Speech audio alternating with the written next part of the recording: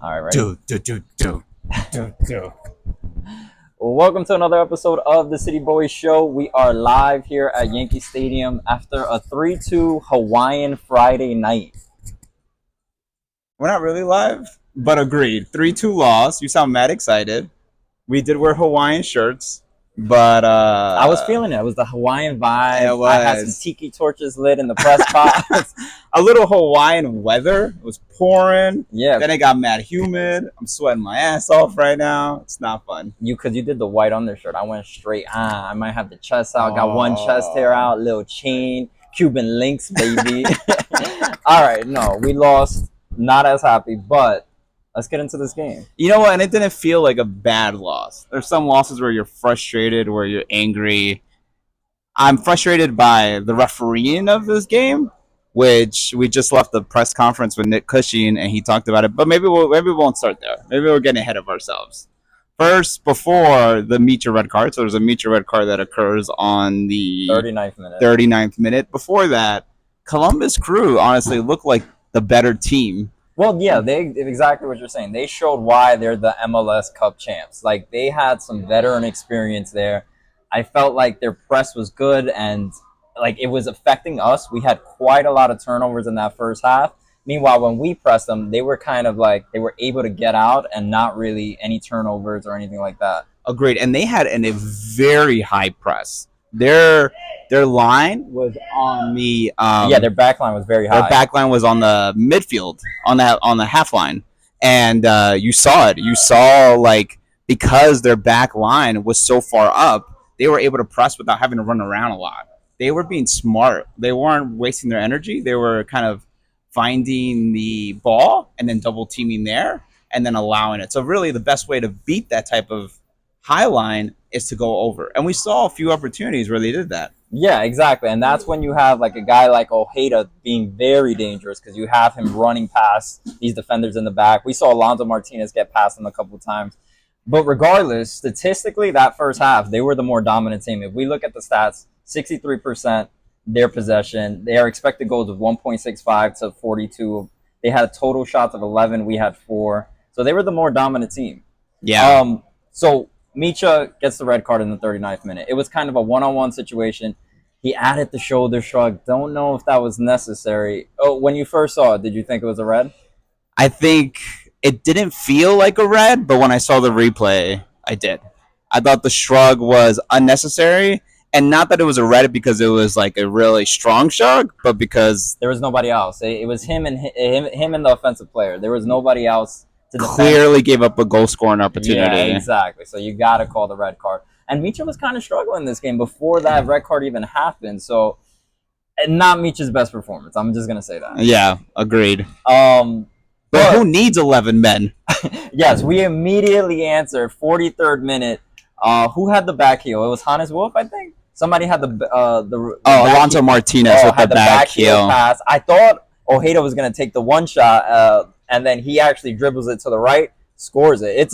And this is why I saw Ojeda in the starting 11. I said, I don't know, but this is why you put him. He's him and Julian Fernandez. They're just goal scorers, and they're gonna make opportunities for themselves. And that's why you need them out there sometimes. Because if you need somebody to score, they're just gonna score. And every time I see Ojeda's name on that starting 11, I go, and he shuts me the hell up. Agreed. His speed was roasting people, and we needed that, especially when we were down a man. And what he has that Malachi Jones doesn't have at this point is like finishing. And so it was good to see him doing what he does best, roasting people and making goals. And it was necessary. I mean, to be down a man, that's such a huge morale booster, and it kind of shows like we're not shutting up. And what was really interesting was they get the red card. They're playing the high line even higher. They even pushed like past the line, and then they're like, okay, like you saw the play, and they said, all right, you want to do that? Cool. We're going to put it over the top. Yeah, I think Alonso Martinez, he got the ball from over the top. Correct. And then he passes it back to Ojeda. Correct. But that high line is what caused that. We were able to take advantage of them having that high line and then just, going past the defense. Yes. So we're going into halftime. We're feeling pretty solid for being down a man. 1-0, even though they were the more dominant team, regardless of that red card that first half, I thought we're feeling good. When we go into the half, who gets subbed in? I think it's Andres Perea gets subbed in. So we go with the more defensive lineup. Which makes sense. At this point, I mean, you're down a man, park the bus. Especially with a team like Columbus Crew. It's not like we were just going to easily beat them. Yes. Before we had 11 guys. So now that we have a lead, it's understandable to play more defensive. Yes. But they score early. They make us pay for that quick. They're like, hey, you're down a man, 48th minute. I forget how the goal happens, but it happens. They score quickly. I mean, and if you think about it, we got 5 in the back, right? But what's our back line? We got Hannes Wolf playing left back. We got James Sands, who doesn't play center back. We got Strahinovic out there playing center back, who also hasn't played center back. Well, no, Strahinovic plays center back. Yeah, but how many games has he had this year? No, I agree. And we got Burke Risa and we got Tavon Gray. That's tough, man. That's already a lineup that we don't use often. I mean, and now we're down a man. And we're talking about Hannes Wolf playing a left back. Exactly. Like, we haven't seen that all season, and we saw it for the first time. And I mean, it's hard to determine if it was good or not. I mean, they were pushing up all the way. All these our backs were pushing up all the way up. But yeah, I mean, it's not a usual defensive team we have, so it's like you can't really fault them for it. Yes. And we were down a man. Yes. So they score early, and then there's a second goal right afterwards, about 2 minutes later. Well, 53rd minute. So they score on the 48th, then the 53rd minute. What exactly happened again? That was the what we thought was offsides. Oh yeah, so they originally called it offsides. They went and reviewed the play, said it wasn't offsides. But this goes into Nick Cushing's rant. Well, he didn't really go off, but I would say he did. My man went off. That was British off. He had some strong words, some passive-aggressive words. He said, and I quote, this is two of the best teams in the league. Which is true. I would say NYCFC is one of the best teams in the league. I mean, and Columbus Crew's the MLS champs. These are the two of the best teams in the league. How do you put such an inexperienced ref to start this game? Yeah, we don't have he said something along the lines of 2 games ref, and I don't know if that's like an MLS or what it is. So we would have to double. Somebody fact check this on YouTube, but it was obvious that he was inexperienced. Exactly. Like, let the game flow, and the game never flowed at any point of this game. And the reviews were ridiculous. Which is how we got into this conversation, right? Yeah. There's the offsides review. You could tell that camera angle that New York State, the stadium has is terrible. Does not have a good camera angle. Yes. So at that point, if the play on the call on the field was offside, it should stay offside if you have no better angle. Bro, he was reviewing it for, you know what I would say, 14 minutes, because that's how much stoppage time we got, and it mostly came from that review. Well, no, there was another review. You forgot the second review. Oh, yeah, you're right. This guy was full of reviews, bro. He could have lived in that booth. So it gets overruled, whatever. I to be honest, even though the angle was tough to see, I did feel like he maybe might have been onside. Okay. So I'll give him that go. Whatever. Yes. It's 2-1, fine. When does Maxi get something? Because Maxi's a huge component to all of this, because in the 56th minute, Maxi gets subbed. So that's 3 minutes after that goal. And you felt Maxi's presence again this game. Yes. Maxi's just Maxi. Yes. Just what's your thought of his performance? I think it's so crazy to be down a man, see Maxi come in and go, we could win this game. I think we could win this game. And the crowd went crazy again. Yes. Maxi got to be feeling great, bro. Every time I come in, we were down. Honestly, the crowd this game was great too, because we were down 10 men all game, and the crowd was still into it. It might have not been the biggest crowd, but it was a loud ass crowd. And this is after the game's been delayed an hour. Yes. It was raining, and they came out loud. The team didn't give up, and I think it's because the stadium didn't give up. Yeah. So Maxi comes in, the crowd goes crazy. It feels like we have momentum. After that second goal, it feels like we have a lot of the possession of the game. But then shortly thereafter, 65th minute, we get another one. So the play happens. It looks like there was a little something like push and like shove in the box. Yes. But minutes go by. Something completely changes. I think Maxi gets fouled or something like that. And they then go review something. We're like, what are they reviewing? Oh, that was a foul on Maxi. They might be reviewing for a possible red card. Because he did not got collided right into. He got destroyed, and it didn't even look like they were going for the ball. Yes. But then we find out that they're reviewing for Hannes Wolf possibly pushing an offensive player in the box.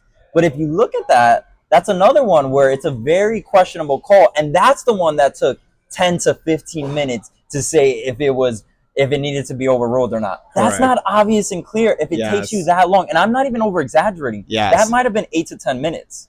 Yes. 5 to 8 minutes, but yes, I go with 8 to 10 minutes. No, I'm not an NYCFC fan. I'm not.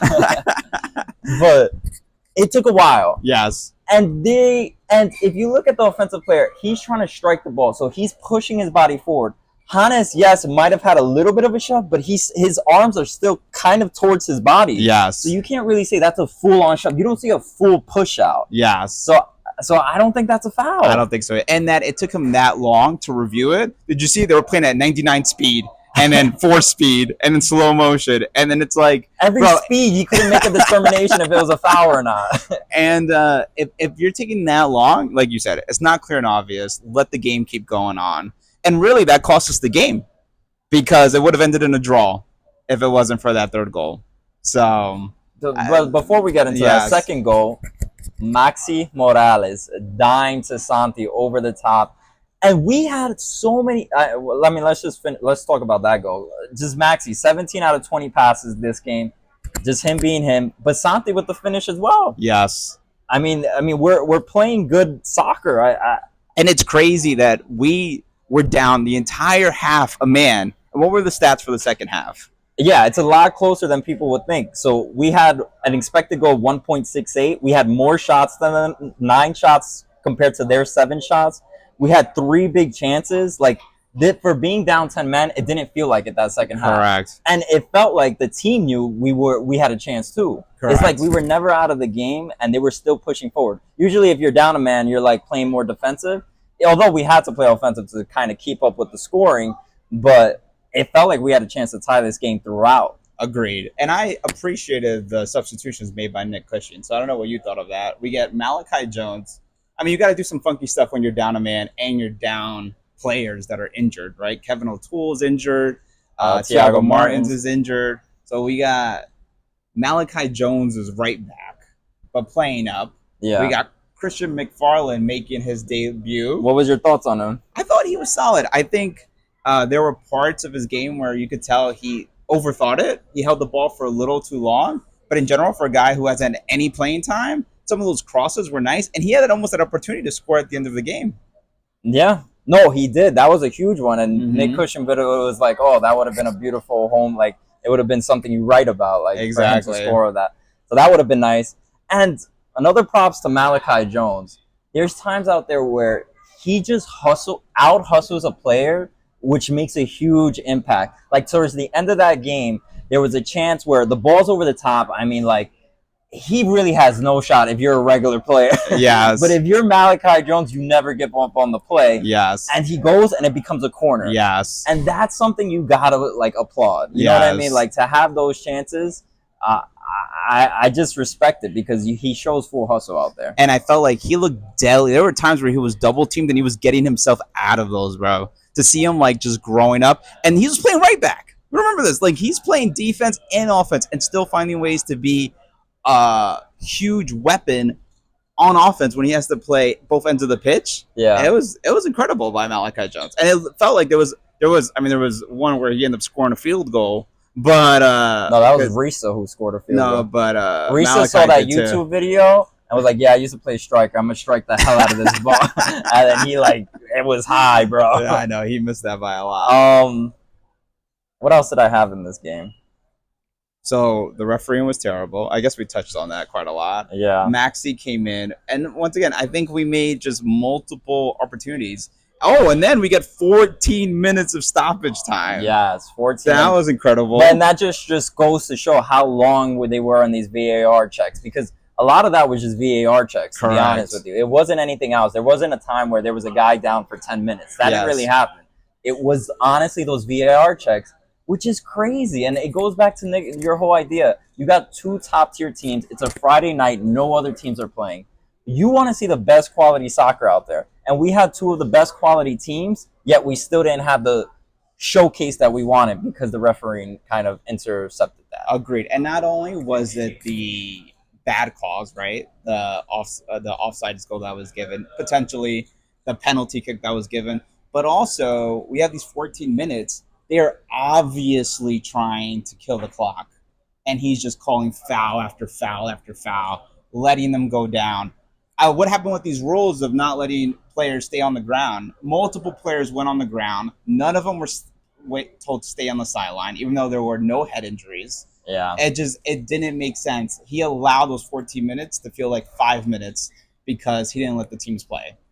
Does a game like this feel like we are 1-1 with a top tier team like Columbus Crew, or does it feel like we're one step below? It's interesting because I thought in the first half we looked a tier below. It felt like they were stayed before Micha got kicked out the game. It felt like they were the more composed team. They were playing chess out there and we were playing checkers. They never seemed, even when we were pressing, they seemed like they were already knew who they were going to go to, and they made multiple opportunities to score, and Freese just saved their ass. Yeah. Multiple times. But when Micha left the game, you could tell Nick Cushing came the game to change the game plan.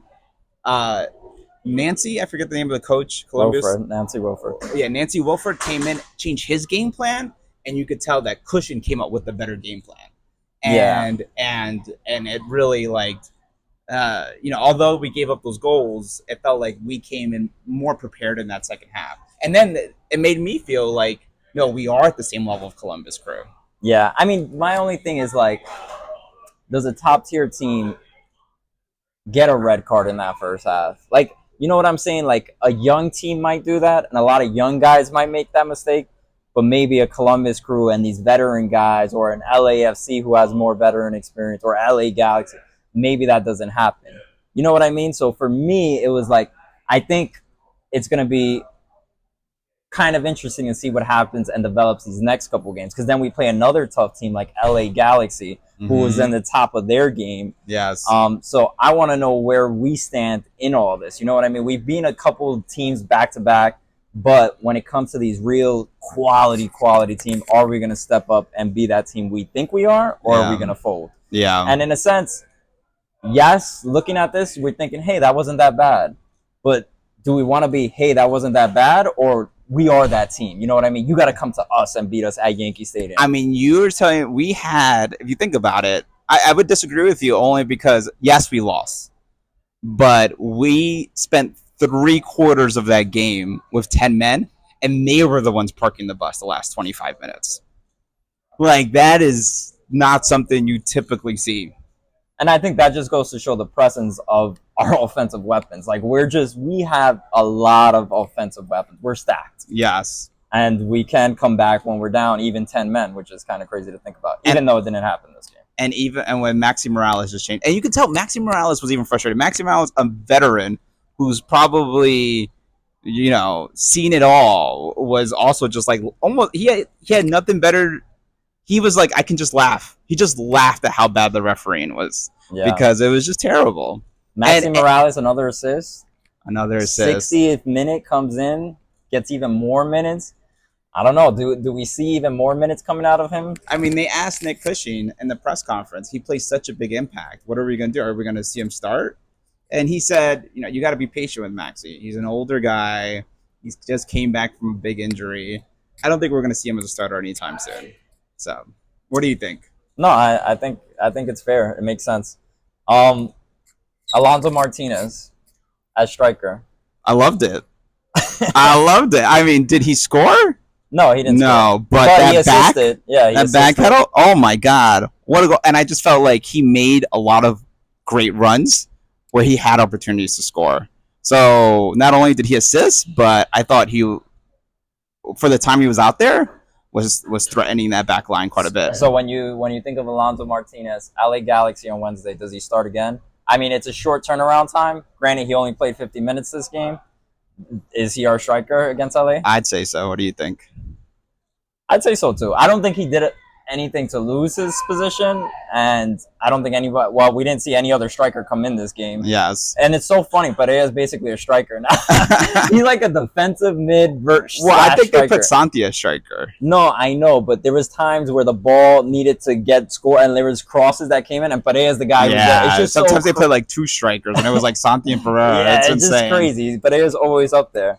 Let's look ahead to LA Galaxy. So, LA Galaxy is unbeaten in 7 games, in 7 home games, and we're playing them at home, at their house. I mean, but we're unbeaten in 4 away games.